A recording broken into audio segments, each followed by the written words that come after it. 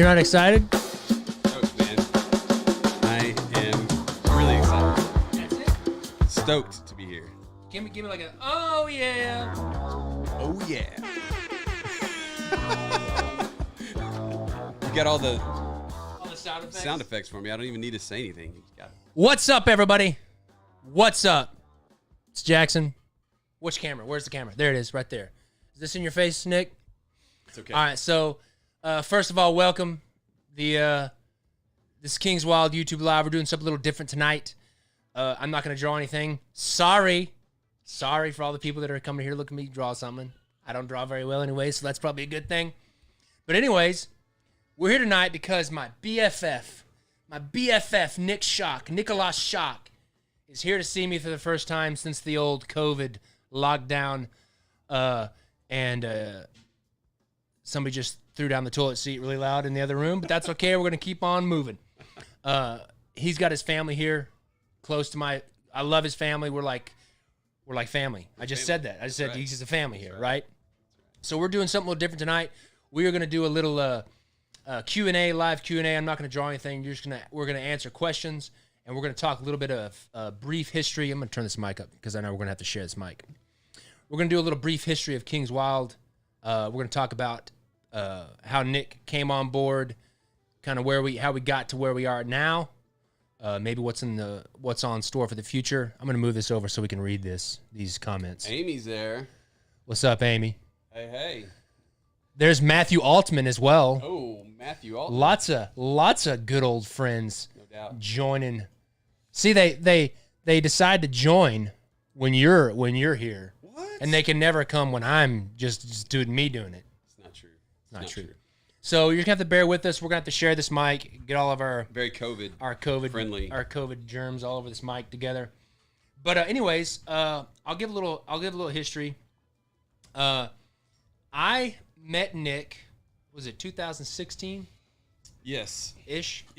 Yes. So I met Nick when I moved to Austin, and Nick was actually the pastor of the church that I went to there in Austin. Kyle. Strangely enough, yes.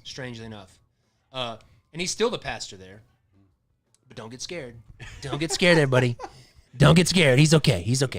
You just made me lose all. Did I just make you lose all credibility? Because I said that you're a pastor? Yeah. He's not a pastor. He's a good guy. He designs playing cards for a living. Well, he doesn't design anything for a living. I was going to say, I would go broke really fast. Yes. Have you seen me draw? Yeah. So I met him in 2016 when my family and I moved to Austin. Quickly became good friends. We were friends outside of what? 2015. Oh, see, we got a correction there. My wife was correcting us from the door. Like 2015. But quickly, him and I became good friends. Just in normal life. That's right. And we shared a lot of commonality. Age. We grew up in kind of the same area in Texas. Yep. Panhandle boys. And that's, if you don't know what the square thing at the top. Yes. The square thing at the top. And we both appreciate good brisket. We do. So we smoked a lot of meat. Yep. Enjoyed that together. We both realized that barbecue is beef. Yes. And I mean, pork barbecue is good, but beef is barbecue. But you live in Tennessee now, so I do live in Tennessee, but I don't eat. You don't subscribe to. I don't subscribe to that whole thing. Okay. I'll eat it, but whatever. Oh, I have a volume of sound effects turned down. Anyways, I was trying to do my little rim shot. Oh, gotcha. I got to make sure that's up, so if we need that, you're gonna need it. I got it at the ready. I think you're gonna need it. But anyways, I'm gabbing a lot. But in 2000, probably early 2018, I was going through a pretty big funk, both creatively, kind of personally. We just had some really rough stuff that I was going through at the time with my family in Austin, and I was in this really dark place with everything, and I was in this creative funk, and I was legitimately thinking about not designing playing cards anymore, quitting, doing something completely different. And then I had to sit down with my wife. Well, actually, my wife had to sit down with me. Yeah, I was going to say, make sure to put that in the right. Like, we should probably get that. We should maybe get that accurate. She is definitely your better half. I have a show. Anyways, my wife sat me down and she was like, you gotta figure out what's going on. You gotta figure out how to reinvent yourself in playing cards and what you do, because she knew that I love designing playing cards. Yeah. And she, hey, turn that fan off, because I bet we may be getting some noise from the fan. Yeah, there we go. I know that'll help the fan on noise. But anyways, and she's just like, you got to figure out how to reinvent what you do to get inspired by it, because I was done. I was ready to be done. And so that's what kind of brought us to that whole kind of sit down my wife had with me in 2018, early spring of 2018, is what kind of led to the idea of the playing card subscriptions. The King's Wall game Shorts. changer. It was a game changer. It was. It's what led me to the playing card subscriptions. But with that, I knew that the only way that it was going to, something like that was going to happen, just because there was because I mean, let's be honest. If you've been following me for any length of time, and I'm going to get real close to the microphone just because everybody needs to hear this, but if you've been following me for any length of time, you will know that I basically have the responsibility level of like a third grader when it comes to anything admin, details. I mean, what, right? Well, hey, you like to start stuff, but maintaining and sustaining is not your A game. Well, let's Because I mean, let's be honest. You actually like, and I don't mean like cards. You can keep designing cards, but let's be honest about like a spreadsheet. How many spreadsheets have you created in the last 2 years? Oh, at least 3,200. Yeah, and how many do you keep up with? One. I mean, that's my point. You're good at starting them, right? You can just you create the spreadsheet. You're amazing. But I am a finisher. I finish some I'm things. not saying you're not a finisher with your cards or anything else. You're incredible. I'm saying like when you said admin stuff. Right, admin. Organizational, that part. So we knew that with the subscriptions, I knew that I was going to have to have somebody help me. And also, with this whole new kind of like rebirth of like, okay, I'm either going to do this for real. Yeah. Do this King's Wild, and I'd already been doing King's Wild since 2012, 2013, so I'd already been doing it for four or 5 years. But I really don't think, and we've talked about this before, I don't think that King's Wild was really born or like started officially until 2018 when we did the subscriptions. At least in my head, it was like version 2.0, right? Because you had 1.0, you were doing these incredible Kickstarters, and amazing projects. You had your hands on a lot of different things because you're a creative, so you like doing that. But when you really turned your attention, like you said, your wife sitting you down, saying, "Hey, you got to get focused. Are you going to do this or not?" Yeah. That was a moment when you and I talked about it, and you're like, "I'm going to really lean in and focus," and it took off. Yeah, it was awesome. And what I was going to say, something else. Oh yeah, and another big thing was, like one of that kind of creative like funk that I was in. I was just really tired of doing Kickstarters. Yeah. I was done doing Kickstarters. Now, granted, Kickstarters is what gave me my start. Sure. For sure. It was a kickstart. And see, I had it. I was like ready for it. I think Matt Altman's. Yeah, he's still there. Okay. I see Matt Altman right there. Have you seen him lately? He looks like he's getting ready for like a play or something. I actually saw him last night on a call, and his hair's out of control. His beard is out of control. Got to get that tamed. Anyway, got to get it tamed. Sorry, derailed. I was just done with doing Kickstarters. Yeah. It was literally like living paycheck to paycheck, or like literally Kickstarter to Kickstarter, and just that grind. And oh no, what's going to happen? And you really don't know anything. It's so like unpredictable.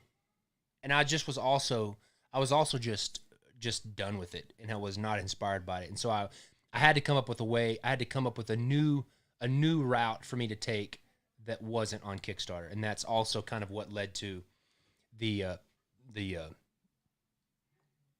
subscription. Yeah. And so that's where. And Nick and I had always talked about doing something together, entrepreneurial type thing together. We had talked about a few different types of different businesses and all this different kinds of stuff. And Nick was kind of in the right place in his life that he felt like he could devote a little bit of time to helping me out. Yep. When you started, tell him a little bit, like, like what you were expecting. Because I said, hey, can you come help me? Can you do this with me? Can you help me grow whatever this new thing is? Yeah. I mean, I knew you well enough as a friend, and knew enough about the business side of it at that point to say, hey, I think there's a lot of potential here to grow, but I think we'll have to have a plan, and then we'll have to implement that plan, and let's just see what happens. And so I kind of came in pretty open-handed, and I wanted to learn everything about the business. So I started asking just tons of questions about the Kickstarters, and tons of questions about how you fulfilled what you did. And everything was running out of your garage at that point. Oh, it was ridiculous. And it was fun. But it was amazing, like considering all that you had done from your garage office, and the following from around the world, and many people still part of the Kings Wild community that I've gotten to know. Yep. Got to meet some of them at the convention last year, and I thought, this is a really cool group of people. And it's a really cool experience. The fact that you could take playing cards and bring people together, which, like we said, like these pillars that have sort of emerged of story, community, and purpose. I began to see those things from very early on. And I got excited about, hey, look, like if I can sort of help support Jackson from some of this administrative stuff and take some things off his plate, and he can focus more on the designing and creative, get his creative juices going. What could happen? Let's see what happens. So we actually sat down and put down a 5-year plan at that point. Yes. Put together a spreadsheet. This was going into the fall of 2018. That's when right. We started That's the right. subscription. August 2018 was kind of when I, said, yeah, okay, I'll come in and help, and let's see what happens. And also, I think it should be said that a few years before, for about a year, Delaney worked for me. Yes. She worked for me for about a year, but then I was kind of going into this season of my life that was no good. Yeah. And we ended up having to let Delaney go. Sorry, Delaney, if you're watching, I'm sorry. But she's forgiving you. I know she's forgiving me. But we had to let Delaney go because we couldn't support having her on board. And then, but luckily, we were able to get her back. But so in the beginning, tell them about the learning curve of because Nick Nick knew that I designed playing cards going into it. Yeah. But what Nick didn't know, he didn't know the minutia that was the playing card collecting world. No. I mean, guys have heard me on Instagram Live or whatever when we've talked, because when you first told me that you designed playing cards for a living, right? I was like, wait, what? Like, you really design like bicycle playing cards? I go to the store, buy like that kind of thing. And you started to explain that you gave me like the first deck you gave me. What was your first deck? A first deck you gave me was, I think it was the Crazy Eight. Okay. No. It was a Silver Arrows. Okay. So yeah, it was one of the first. And I got a T-shirt with the aim small, shoot straight. Aim small, and I remember going, wow, like these are like legit cards. And of course, then as I got into the actual conversation with you about the business, yeah, I didn't understand. Although there's nuances to every business, I immediately started learning about the production and about how everything worked, and even how the community operates, and all these which I haven't gotten really involved in them, but like the forums and all the information out there about playing cards. And it's like anything. I mean, if there's anything that can be collected, you've got communities of people that sort of are around that. And then meeting some of them, like I mentioned earlier at the convention, was interesting because I was learning more about how people are into playing cards. And when he says convention, he means the 52 plus. Yes, convention. That's true. It's a yearly convention that happens in October where people that collect playing cards come together, and that was great. Yeah. It was really fun. People from around the world.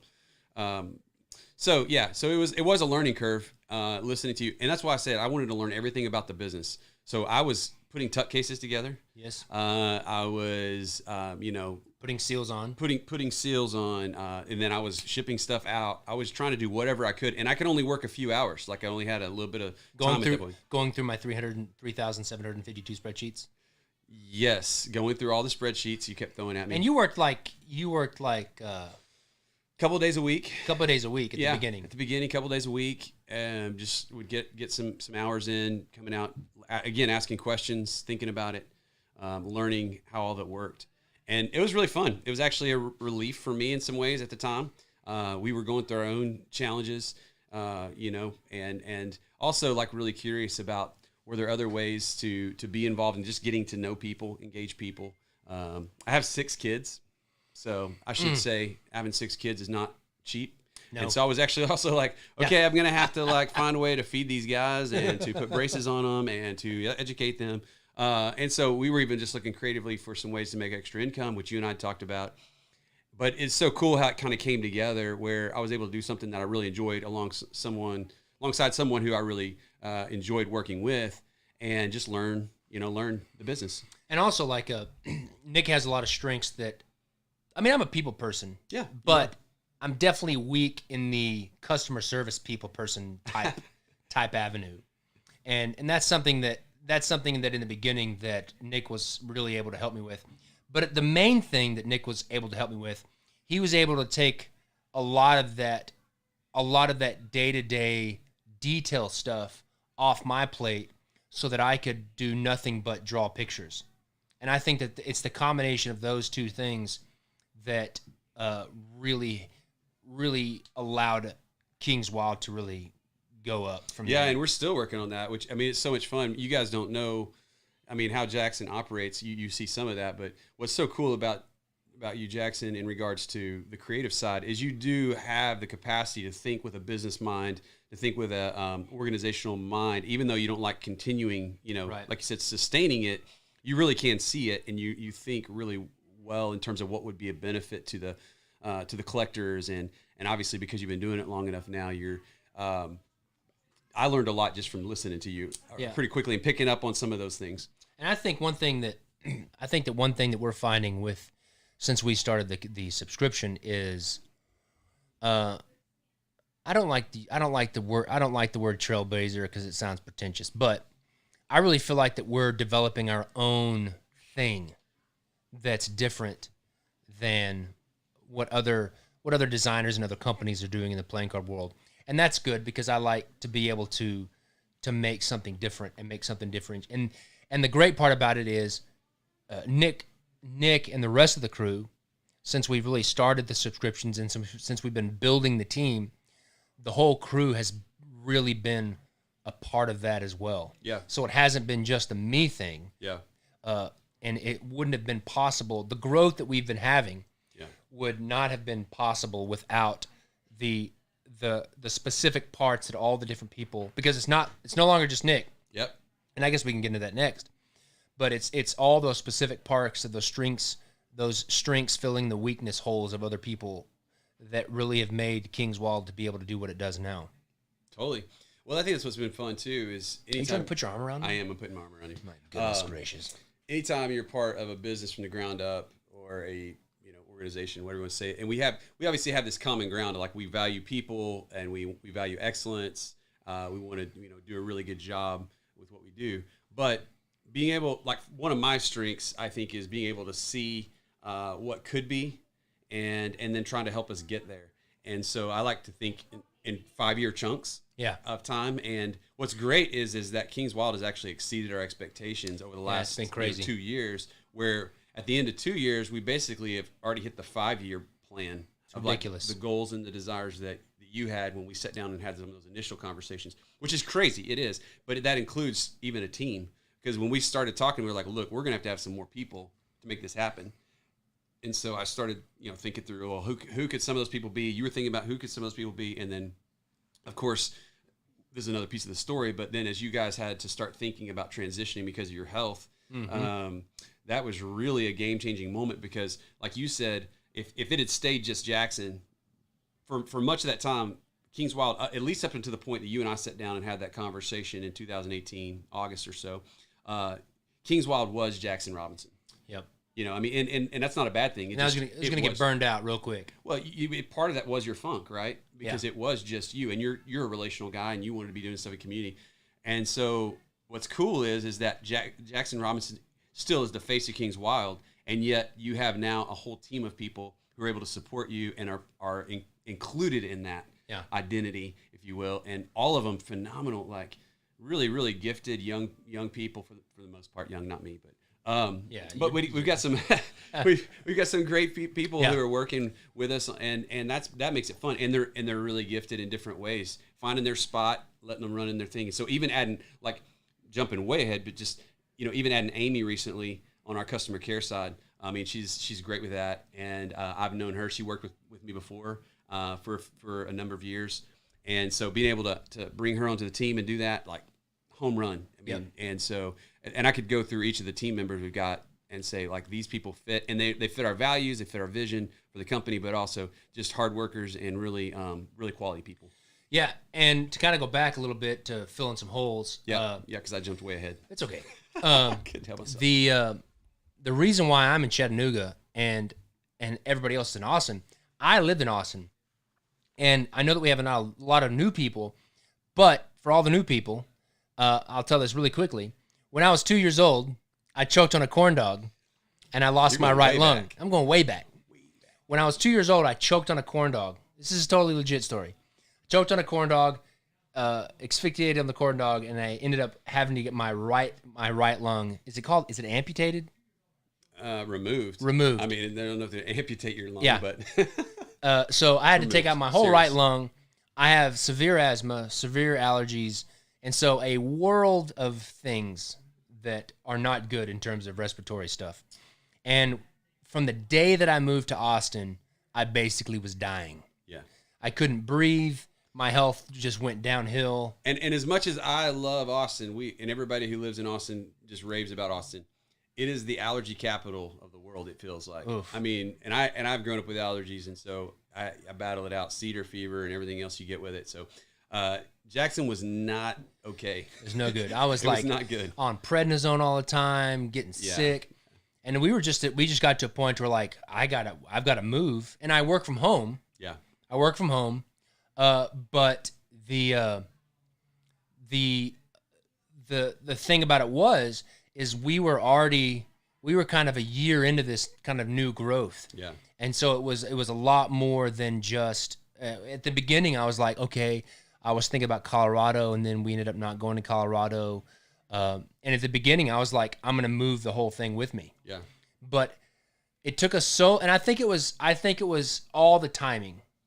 It took us so long to sell our house in Austin that during that time that it took us to sell, it took us like 8 months, I think. Yeah. It took us about 8 months to sell our house, and during that 8 months, King's Wild just like really grew a lot. Yeah, it doubled to the point where, and it grew to the point at the same time that everybody was really starting to find, the people that worked for us at the time started to really find their spots. Yeah. There's Delaney. I see Delaney. I know. Talking with you.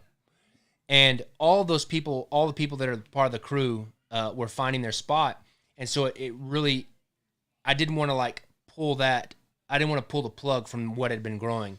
Yeah. And from my side, just for what it's worth, I knew it was going to be an experiment of sorts. Like, we moved from your garage, even while you were still there, we moved from your garage into our current office space, leased the space. And that grew. And then what was cool is I knew it was going to be a challenge, because this would be the first time that you were going to have people working for you, and you were not going to be like micromanaging all these pieces, right? It was rough in the beginning. Yeah, and I knew it was going to be a bumpy transition just because you'd never done that before. Yeah. But like, and I'm a control freak a little bit.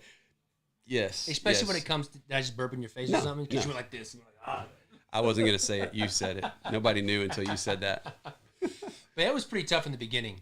It was tough in the beginning of like just letting go of that control. Well, to your point again earlier, like, it was King's Wild was Jackson Robinson. So then, but what's been so cool has been, as you were able to let go, and you can speak more to this, even when y'all were in transition, like you kind of had to make some steps till you landed here in Chattanooga. Yeah. When we would talk, you were like, I'm being more productive than ever. And the company was growing, and things were still going. And I mean, we didn't always do it exactly like you would do it, but any company, I mean, you have to go through that sort of taking the lid off, if you will. Yeah. When we first moved away from Austin, we kind of pit stopped in Memphis, because my wife has a lot of family in Memphis. Let's get up a little bit. My wife has a lot of family in Memphis, and so we stayed there for a bit. And And I mean, I was basically living with my whole family was like living with my sister-in-law, and basically she was gracious enough to let me use her dining room table as my office.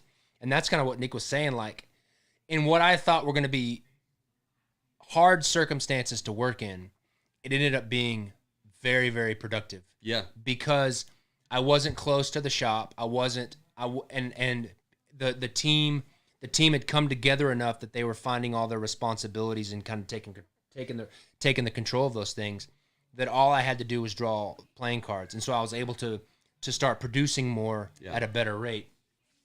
And we didn't really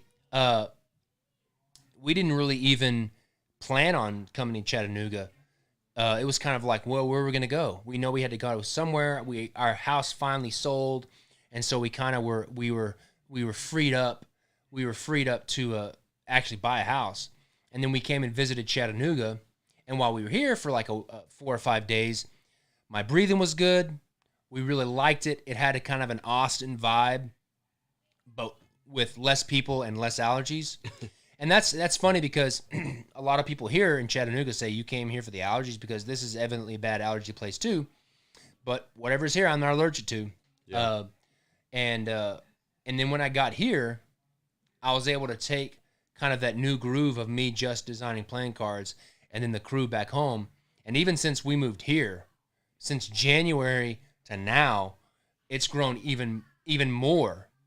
And it's then doubled again. It's doubled again, and our crew has doubled. Yeah. And more people, the right people, have found their way to us, to where all I'm having to do now I have to be in meetings. Sure. So we can talk about that later. But I have to be in meetings now. But all I'm having to do now is draw pictures, which is what I like to do. Yeah. And I can be way more productive. Yeah. We haven't answered a single question. I know we haven't. Matchstick Design is a new Kings Wild part of the Kings Wild family. What I is? See that? Oh, Matchstick Design Co. Look at that. Okay. So they found us a couple weeks ago through Chris Ramsey's video. Oh, nice. Yeah, the one with the postage awesome, paid. Yeah. It's awesome. Yeah, Chris and he contacted me. This is kind of one of those woulda, coulda, shoulda things, but he contacted me like 4 or 5 years ago. No, this is when I lived in Memphis the first time. So this was been a while. So this is 4 or 5 years ago. And it's just before he had his YouTube channel, and he wanted me to design a deck for him, and we kind of started talking about it, but the planets didn't align. But Chris is a great guy, and it was really nice for the way he featured our postage paid deck. So yep, let's see here. Yes, I agree with you, B-Dog. October is gonna be cool. The overbite. I just got to get to it. You got to make it happen. I got to make it happen. Yeah, we've been trying to get enough artwork on kind of like reprint decks, like the Federal 52 second edition, the new plastic Federal 52 decks, the new legal tender. Can't wait for those, man. The new gold foil Arthurian, and hopefully Hood. Yeah, Robin Hood. I mean, I'm actually so many decks coming. Yep. I'm actually this week I was just finishing up the gilded box for the Robin Hood deck, the little reliquary box, and it's going to be rad. It is. And I haven't even told you what I'm going to do with it. Maybe if we can afford it. I don't know if we can or not. Guess we'll have to talk about that tomorrow. Here's our margins now. Here's our margins after we do what I'm talking. But anyways, but hopefully I'm going to get back, and Overbite's the next deck that I'm going to get on. Are you reading questions? Yeah, I was just kind of seeing what's on there. Let's see. Duncan Mosley. Amy has been awesome, always on top of my questions. I know Amy's going to be awesome, man. She's awesome. Let's see. Kings Wild got me to collecting. Good. You should just keep collecting our decks, blah, blah, blah. Let's Jackson see. remember trading me after the original Federal 52 Kickstarter. He traded me some of the decks from the campaign for Watermelon Bees. Watermelon Bees? Oh, I remember those. Yeah, Watermelon Bees. I know this. Very cool. Let's see. So, if you have any questions, we're going to vamp some more. We're going to keep talking of maybe what's the future has. Were there any up above? Possibly. Let's see if I can find. Oh, yeah, I'm on the wrong screen. You got lots of screens in here, guys. Don't knock my screens, bro. No, it's great. It's just I'm not used to that. I don't to look at all these screens all day. Like you look at that Apple computer you got. My little laptop is like a 12-inch Apple. That's all I got. Yeah, there's lots of questions. Okay. Let's see here. Let's go. So if you have a question, any updates on the Lord of the Rings deck? The update for the Lord of the Rings deck is we are trying to get finished. The goal is to get finished with this year's subscriptions deck because the whole COVID-19 shutdown kind of really threw a wrench in our schedule, and I think we're just getting back on track with our schedule. Yep. And that means that, and we're also trying to play catch up too with a lot of decks because we're having so many new customers and so many new people, we're having to print more decks because we're trying to keep up with them. Sure, yeah. I mean, COVID definitely impacted us with production side, but then so many new people, and print runs we're doing are ridiculously large compared to what we used to do. Well, when you say, you got to watch out for those playing card people. When you say ridiculously large, they're thinking like 20, 15, 20,000. Well, 5,000 still not that big of a print run. It's not. And for us, I'm just talking more for us from when you and I started, when I was in the garage and we were doing, 144. At that point we had 150 subscribers when we started total. And I think currently we have almost 800. Yeah, 800 subscribers. So, I mean, that's phenomenal. Like just in 2 years. Yes. But the question was Lord of the Rings. Yes. The goal is this, and you should know this for everybody out there. The Lord of the Rings deck is probably one of the most important decks to me personally. So don't think that it's going to go anywhere. But the plan is for me to get finished with all of this year's subscriptions decks. We're finished with all the table players decks. And I have the Halloween deck, the Overbite. I've got November, which is the Beowulf deck. And then I've got the Christmas deck to finish. And once I finish those, I'm hopefully going to take like 2 or 3 months off. I don't know. 1 or 2 months off and just do nothing but work on Lord of the Rings stuff. Yeah, that's what we're hoping for. And that's part of what, even while I'm here, we're trying to create some space so that Lord of the Rings will happen. So, like, what we've got to do to get things because we think that can be big. Absolutely. I mean, I'm stoked about it, but I know there's a ton of people that have been asking questions. In fact, on our website, it's one of the number one search things that Lord of the Rings. Yes, that people are looking for because they've heard about it, and so we're hoping we can make that happen. There's lots of questions right here, but okay. Yes, Evan G. I still eat corn dogs. You eat corn dogs. The King's Wild face mask with a logo. I actually have one. You what? I have one. The face mask for people to wear for COVID. Oh, you do? With a King's Wild logo on it. That's cool. Is somebody asking about the logo? It's out in the car. One of my kids could go. What are they asking about the logo? They're asking, can we make some for people? Oh yeah, we do. It's like a black one with the logo on inside. Yeah. So Desi, some of y'all know Desi who works for us. Her sister is named Danielle, and she actually made some face masks. And Nice. I brought you one. That's good. It's out in the car. That's good. I didn't even That's get to give it to you yet. Let's see here. Great question. I'm writing it down. Let's see. What is the COVID shutdown taught you as a business owner and your company? Well, here's the thing about the COVID-19 shutdown. I work from home. We homeschool our kids. And we had just moved here. So we didn't really know anybody. So we moved here, and then the COVID-19 stuff shut down. And so we were already used to not going out because we homeschool our kids and I work from home. So if anything, it was good for us because we saved money because we weren't going out to eat. But in terms of business, if it taught me anything, it just I don't know.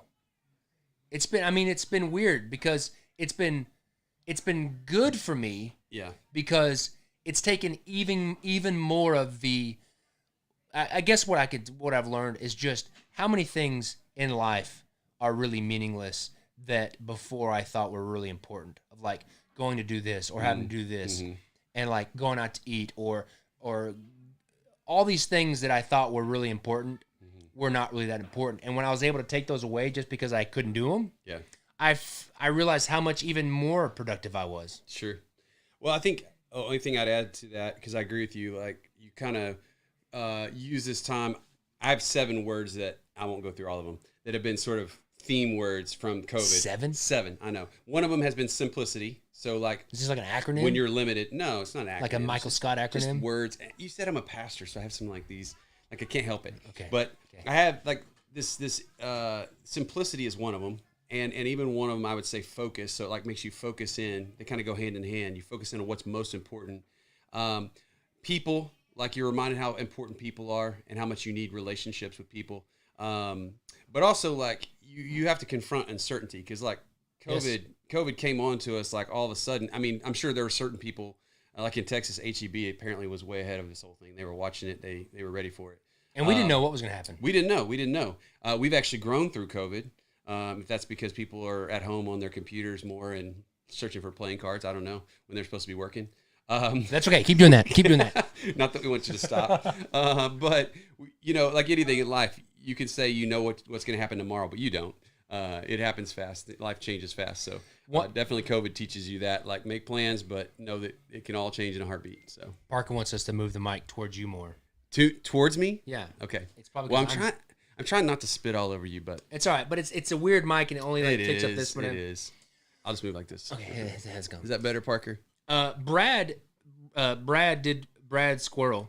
Brad Squirrel. Okay, that's Bailey.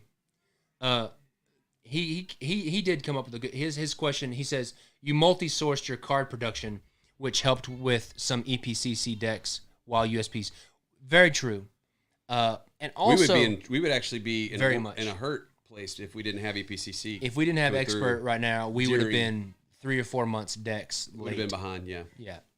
I mean that's another reason why we had to that was one of the list of reasons why we had to stop doing the bicycle subscription.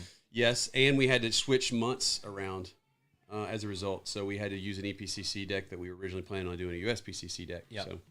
So, I didn't even used to know what those were, by the way. Yeah. So but I think a sub question or a sub thing to what Brad was talking about was because I couldn't use United States Playing Card Company. Yeah. And I think that especially in 2018 where most of there were a few decks that I printed with EPCC. I felt like I was already getting into this repetitive cycle of using USPCC. And there are some great things about USPCC, but there's also some cons, just like there's some good things with EPCC and some bad things. Right. And I felt like I was already getting in this kind of like creative cycle because I was limited to only doing certain things. Yeah. And when I had going back to that thing of like taking things away, when I couldn't use USPC but I had to keep producing and I had to keep going, it really allowed me to rethink the way I approached playing card design and production in regards to printing with Expert Playing Card Company.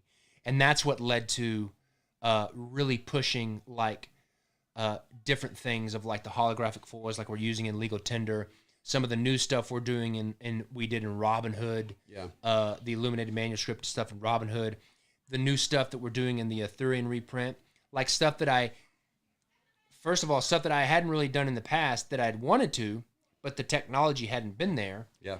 And also stuff that nobody else is doing right now. Because like Cartamundi has their kind of thing where they do cold foil and they print on top of cold foil. Then you've got kind of the traditional hot press stamping, but nobody else is doing it. There's nobody else that's doing it in the specific way that we're doing it with Expert Playing Card Company in terms of the way that we're handling the foil and the printing at the same time. Yeah, actually, it's funny. I said, well, go ahead, 7 words. Are you just like a 12 listen. bullet point? So I said focus. You gave us like 3. No, I said focus, and I said simplicity. And I said community. But one of them also is innovation. Because whenever things do change, you have to innovate. Why didn't you never tell me this bullet point list? Sorry.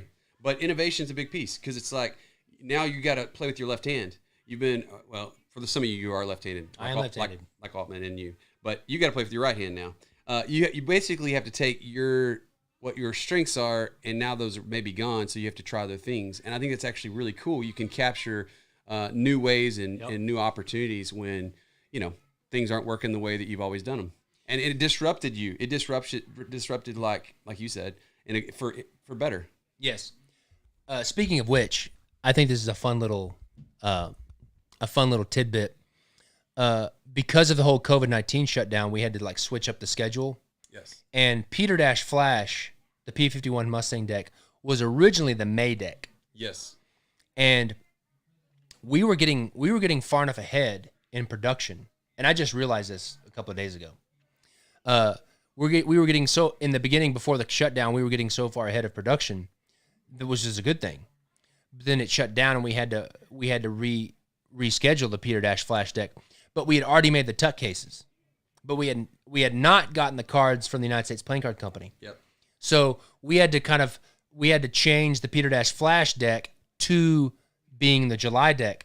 However, the tuck case on the Peter Dash flash thing, really small on the side, says May 2020.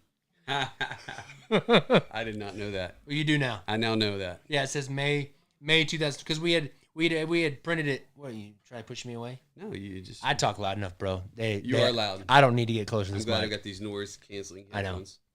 I know. But yeah, that was one of the funny things that because Parker took the fabulous pictures that he does, and he sent me the picture. I was like, oh yeah, it says May 2020 on it. So, anyways, hey, let's see. Fun. Let's see if they got another question here. Let's see. Peter Dash Flash, the one-way flag, or does it mimic the tuck box?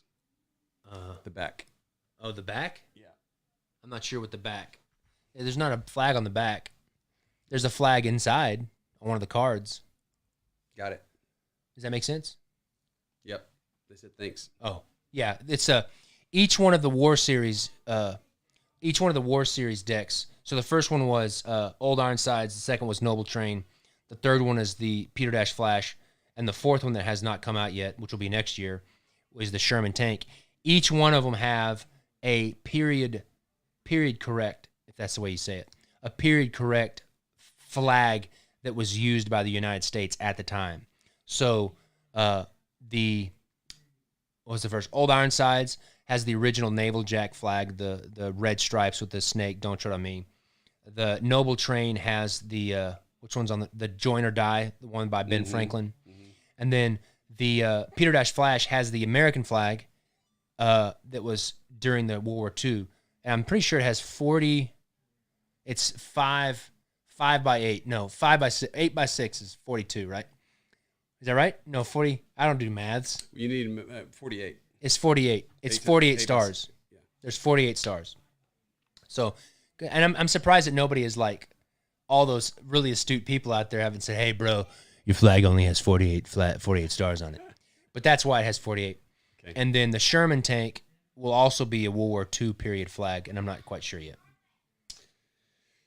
I saw a couple of questions that might be answered. Let's see. How do you push through a sluggish mood? I stop working. When you're not motivated. Oh, bro. Yeah, you're not doing it. When I'm not motivated, I get grumpy. I get grumpy, and my wife gets mad at me because I'm grumpy. I've just learned to just stop. Look at Altman, I know. the math teacher. Coming. Yes, it's 6 times 8 is 48. I kind of was zoning out, and then I heard 6 times 8, and I was like, 48. Yeah, I know my multiplication tables. I have learned that I can't really get through. I can't get through creative sluggishes. I just have to stop and do something else and come back to it, or do something completely different. How about some new hats? Oh, I could talk about the new hats, right? You could. Yeah. So if you see this, I'll get close to the. Here, let me grab the other one. So if you can see this, it's got a. Try not to pull we got some new hats coming in, and it's got the. It's got like a little. I guess it's a trucker snapback. Yeah, I guess it's not a big. It's not like a tall trucker, but it's got the mesh back with a colored front and a leather logo with the logo. We've got this one. It's a gray and white with the leather. We've got the super sweet black on black with the black leather logo right there and the black back. And then we've got a red and white, I think, and then a navy and white. And I'm pretty sure that those are being delivered. If those haven't been delivered, they're being delivered to Austin this week. That's right. And we'll have those available. We'll have those available on the website very, very soon. Let's see here. Are the uncuts you've been releasing successful? If so, any chance seeing a Valley Forge? There is no chance I don't think of seeing a Valley Forge only because I didn't order uncuts. You have to do it when we do the decks. So. Yeah, there was a stint of decks that I just didn't order uncuts for because I was just at the time I was too lazy to take pictures and sell them, so I just stopped ordering them. And I mean, it's like, and it wasn't like it was like a huge thing that people want. I mean, we do have people that buy them, but now it's kind of a default. We get 50 uncut sheets of every deck now. And a lot of people didn't know, like a lot of newer people didn't even know we sold them. Yeah, because I never took pictures of them on the website or anything else. That was funny when Parker was like, Parker called them prints. Yes. But that's okay. It's okay. But he now knows the right. He started taking pictures of all these uncuts, and he just like kept taking pictures. Yeah. And there were so many uncuts that we had that we had never released. Let's see here. Yeah, so we're going to have these hats. I don't know how much these hats are going to be yet. We haven't decided. $4 million. But maybe on a weekly update soon, we'll release those once we get them in. I would guess, yeah. Yeah. Have those available. So they're pretty sweet. Any regular cap, non-trucker? I thought I saw Jackson wearing one in a recent video. We did have a fitted hat, the black ones, but those are long gone. Oh, we have the Tigers. We had the Tigers hats. And we also had the blue patch hat that was really cool that people liked. Yep. I don't think we have those anymore, do we? We're out. Okay. Yeah, they're good. They're good hats, but we're out. Let's see. I'm trying to think of anything else. We are gonna have. I don't think we have any Nutcracker uncut sheets. I think there's another deck that we didn't order, but we are going to have 50 legal tender uncut sheets. I ordered 50 legal tender uncut sheets. Right. The new legal tender with the holographic foil, and those uncut sheets are going to be dope. Yep. I saw Sean. Actually, he just posted it again. Would you guys consider doing some charity work for MDA? Sean, what's MDA?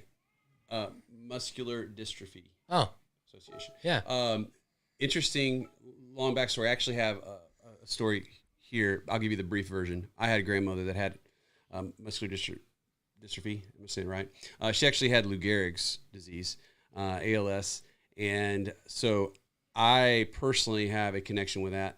Why don't you shoot me an email, Sean, to nick@kingswildproject.com, and let's talk. Yeah, that's good. What is Matt over there? He's got one of the OG fitted hats. Oh, the original K-Dub. Yep. The black with the white. Yes. Got it. Let's see here. If you got any more questions, ask us. What time is it? 9:47. We're coming up in an hour. If you have any more questions, just ask us, and we'll try to answer them before we're finished. I need to get one of those new Fed 52 uncut sheets. They're going to be awesome. The new legal tender ones are going to be good, and also the Federal 52 second editions. Yeah. I think we do have some of those. The other thing, too, is I know you've said this multiple times, both, I think, maybe even a weekly update, but we're still working towards doing prints. So, yes. Like you said, the uncut sheets are not prints, but we are talking about prints. Especially some of you guys saw the post with the Joker for the P52. Oh, yeah. People want that as a print, don't they? I say P52. P51. P51. But they want that as a print. What they need as a print is the photo reference that they took of me. I have that on my wall in my house. Actually, my bedroom. That's an amazing photograph. Just joking. My wife would not let me put that on the wall. Goodness gracious. Of you posing for the picture. Oh, man. With your hand up in the air. It was no good. Yeah. But yeah, we are going to do some prints. We're actually working towards that. And yeah, I'm getting a bigger office situation because I'm in a bedroom right now. And I have none of my tools, none of my things that I make things with, which I'm kind of missing. But we're getting a new office situation for me here. That's part of what we're going to be looking at tomorrow. Yep. And the good thing about that is with that, we're finally going to get that large format printer that we started talking about in May of when I was moving. Yep. We're going to get that large format printer, and we're going to start making limited edition prints of lots of stuff. Yes. Because a lot of people that we have found that are new customers, they don't necessarily want to buy tons and tons of playing cards and buy lots of collect playing cards, which is okay. We're going to try to bring them around. Mm-hmm. But they have expressed a want to like have limited edition print type stuff. There was somebody asked a question, does it get frustrating when you release a limited set, i.e. black tuck case signed for $40 and it's on eBay for $170? would rather support you than someone who bought 5? Well, we try to curve that most of the times by doing the really limited stuff, limiting how many we allow people to buy. I can't say that I really try to stay out of that in terms of the aftermarket stuff, because I mean, how can you police that? I can't really police it in terms of like, I mean, I can police how many people buy. Sure.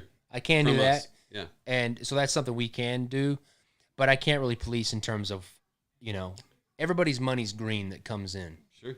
And I can't really, I don't know what they're doing with it. So. And I wish that we could sell decks to customers that are new, that want old decks that we've got, but they're limited for a reason. So yeah, we can't. People ask all the time, hey, what do you guys have laying around the shop? I mean, honestly, we don't have anything. We sell out of everything. Yeah. So if we hadn't reprinted the VHS, for example, we wouldn't have any. Yeah. Let's see here. Adam asked, any plans for some unique gilded decks soon? Love the general admissions gilding. We have all of our gilded decks that are coming up for the subscriptions. We are doing a special edition of both the new Arthurian. Yep. And it won't be released on July 4th when we release Legal Tender, but that's going to be sweet. But we are doing a special edition, gilded edition. I think we're making 700 of those. Yeah. Of Legal Tender, that's because all the holographic foil that's on Legal Tender, we're also going to do holographic gilding, and it's going to come in this really cool.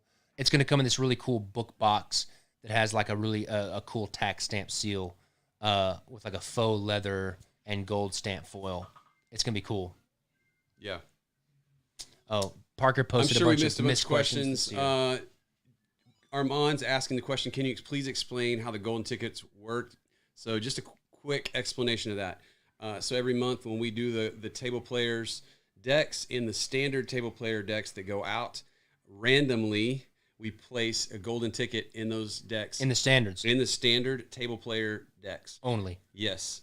And here's the thing. If you open your standard table player deck and you find a golden ticket inside of it, you message us. You can message Nick at kingswildproject.com, or you can message now Amy at kingswildproject.com, and we will put you on the list. You send a picture of that golden ticket with your deck, and then we will send you a special. There's only 20 of them every 25. month. 25 now. Oh, it's 25. Okay, 25. I don't know why I was 20. Okay, 25. That you get one of 25, and we'll send you a very, very, very exclusive, elusive deck. The only way you can get that deck is by getting the gold ticket. And I don't know if you said this or not, but we only send the golden tickets out to the subscribers, the standard subscribers, not to just anybody. So who buys if you just go onto our website, if you go on our website and buy a standard table players, you will not get a golden ticket. That's right. And we've actually had some people who asked that question, and went even after they had already bought like 12 standard table players. Sorry, bro. We're sorry about that. But yeah, it has to be subscription decks. It can't be the after subscriptions, because we send them out that month. Yeah, and then Danny Carey said he loves the table players. Are you going to keep those going next year? Yes, we are. I think we're not for sure yet, but we're trying. We're trying to learn from all of our experiences with the subscriptions, and we're trying to get rid of things that don't work, and we're trying to trim the fat, I guess you could say, and really get down to what we think is right. And we're not for sure yet, but I think what's going to happen next year is we're probably going to go down back to just the once a month Kingswild shorts, and I think we're going to change its name. Because we get so many questions. Yeah, what are the shorts? What are the shorts? Yeah. Anyways, but we're going to probably go down to one subscription next year, the Kingswild shorts. But the thing about the table players is we are going to continue to do the table players. It's not going to be a subscription, I don't think, but I think we're going to try to have 12 decks, one a month, and each month we will do the golden tickets next year for just whoever buys them. So we are going to continue to do the table players because I really like them. Yeah, they're great, and I think they're and I almost started designing one for next year because I saw something I really liked, and I was like, I probably should be more responsible with my time and work on something for this year. All right, let me see. It's classic. So how many mornings I've woken up to a text message from Jackson saying, "Hey, last night I had this idea, and so I thought I would design this deck." And I'm like, dude, do you sleep at all, man? Oh gosh. Let's see. I guess table players, Apple Pie. Apple Pie is one of the decks that kind of got pushed back with the whole COVID-19, and I think I'm just now coming up for air enough to where we can start getting that done. Yeah, we just talked about this last week. I've already finished the artwork for the Apple Pie, which is the next one. Right. I just have to kind of get it all together and get it going in terms of production. Yeah. There's also, is Legal Tender open to non-subscribers? Yes. Yes.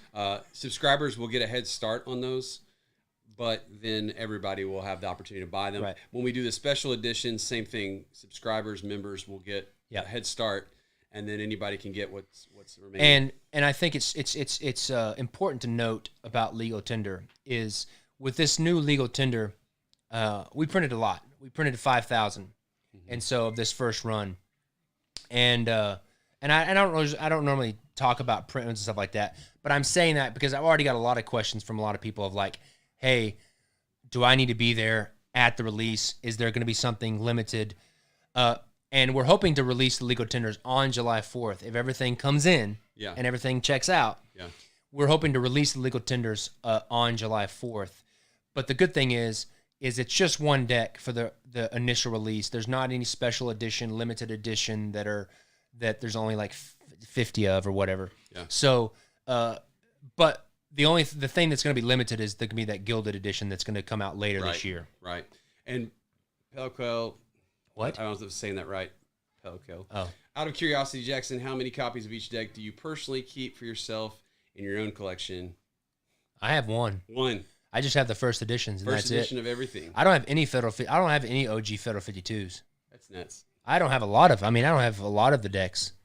Part of it because you give stuff away. Well, all those empty spots are like me giving stuff away to all the new people. If you guys didn't know, Jackson is very, very generous. Oh, that's nice. That's nice. It's true. And he gives stuff away to people. Let me see here. I'm reading more questions that Parker texted me. I was missed under, but how many colorways are we getting from the Kingswald hype deck? That's funny. You may not know this, but I've been having some fun with the.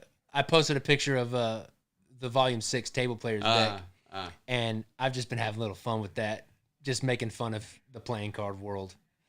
It's an inside joke that somebody obviously is catching on to. Will you ever do a Legal Tender Australia edition? You know what I like? I really like Australian money. Has to be some of the most beautiful money in the world. Yeah. I also like the, I think it's the, I can't remember it. I do like Australian. I can't remember. I have to check. But each country handles the copyright and reproduction of their money differently. Like the United States, everything is public domain the moment they print it, as long as you abide by rules. But like, say, with the Bank of Canada, you have to get permission from Bank of Canada, which I got permission for the Bank of Canada. Yeah. And the same thing from like the British, I think it's called the British Bank. I'm not sure. It's a little bit more finicky. Not only do you have to have permission, but you can't really reproduce the likeness of the Queen. And she's basically on most of the bills. So. Right. But so I haven't done any research on Australian, but it's definitely one of the top contenders of new Legal Tender decks that we might do in the future. We just have to do more research. But if by any chance that you are an Australian and you live in Australia and you want to do some research for us, it could be some free swag in there, some decks of the Australian deck when we do them. So yeah. David Hernandez, is there a way to post when it's last week to send a pic of golden ticket? Honestly, we're not intending to give those golden tickets or sell those golden ticket decks at any point during this year of the subscription. We are. Until the very end. December. That's what I'm saying. It'll be next year. So you literally... December 15th of this year. The last 15 days of 2020? Yeah, so... Except for the December deck? When there's no December Table Players deck. Oh, that's right. The last Table Players deck is November. That's right. Because it's every other month. Table Players. Yeah, and so we are going to... The decks that have not been claimed, yes, we will pick a date and a time, which I think is going to be like December 1st or December 15th. I can't remember. But there's going to be a time at midnight that we dump all of the unclaimed golden tickets. And there won't be many. There's not going to be many because we only have 25 of each anyways. Yeah. And I think that we're going to try to sell. We're going to take as many as we can that are sets of all of them. Yeah. And sell those as sets. And then whatever's left after that, we'll sell as singles. So I think they're going to go really fast. Yep. Let's see here. There's a lot. Let me see. We're going to answer a few more questions, and then we both have to get some sleep. We got to go. Let's see. What is each of your favorite decks you have released this year? This year? Let me see. I like VHS a lot this year, but Legal Tender is going to be my favorite deck this year. I know that. Well, that's what I was going to say. We haven't released Legal Tender yet because that would probably be my favorite deck. But I would say that until Lord of the Rings comes slays heads. Well, yes, but that's not yet. So go ahead. But the Gilded VHS deck, was pretty sweet. Yeah, that was the red one. Yes. No, was it red? Mm-hmm. Yeah, in the Knight Rider. Yeah, the Knight Rider. I think that's why, because the Knight Rider tuck case got me. It's really cool. All right, let me see here. Okay. Love the updated website, but will payment options ever be updated to something more modern other than purely credit card payments? Well, here's the thing about that. When we started the subscriptions, we didn't know this until we learned through much heartache that most of the subscription systems, at least the ones that work with Shopify, don't take PayPal, Apple Pay, or Google Pay. Yep. Because the subscription system has to have the credit card information on file. But when you pay through PayPal, Apple Pay, or Google Pay, or even Amazon Pay, that's always a third party, and so we never get access to the credit card information. So there's no way for us to create a reoccurring bill. I'm giving you a lot of technical stuff, but this is the reason why we don't do it. And it's basically not until we can find a subscription service that supports PayPal, Google Pay, and all that kind of stuff. Yep. Let's see here. Anything else? That's about it for right now. Any plans in the future utilizing letterpress machine? Since you don't own it anymore. I had a letterpress machine once, but it's kind of one of those things like you gotta do what you're good at, and I didn't have enough time to get good at letterpress. It was sweet, but I mean the reality is it was a time consumer. And I've had such a good time and success with Daniel at Clove Street Press doing just a phenomenal job. Yeah, Daniel's amazing. Let's see here. I think that's it. I'm tired. You're tired? Yeah, I feel like you got COVID all over me. I'm just kidding. It's just because Parker told us to sit really close. He did. He was like, you got to get close to that mic. Let's see here. It's 10:02. It was good. It was an hour long. It was good. Nice. Thanks for sticking with us, guys. Let me play the outro music so we make it legit. Play the outro music. Yeah, see what we're talking about. Well, first of all, thanks for hanging out. Well, thanks for joining us again. Lots of people. Look at that. Lots of people viewing. If you're new to Kings Wild, I'm glad you got a chance to come by. Got a chance to come by. Hope we answer some questions that you might be having. As always, we are super thankful for all of you nice people out there on the interwebs that support us. You support my family, you support Nick's family, and you support nine other families. It's crazy. And so it's growing. So everything that you do, all the support that you guys give us is very well felt, and we are thankful for that, and we can't say that enough. We got a lot of good stuff coming out. Yep. Be looking out for the Wednesday weekly update. On Wednesday, we'll probably have some good stuff. We'll probably have our hats by Wednesday, I'm guessing. And we'll probably have more definite information about Legal Tender too. So anyways, thanks a lot. Nick and I are going to go hang out now. Yeah. A little bit. Or maybe not. Yeah. You're probably going to crash. We've been driving all day. Yeah, exactly. All right, people. Have a good night. Take it easy. All right. Yeah, take care. Yeah, see ya. See ya. Later. I can't push the button. Boom.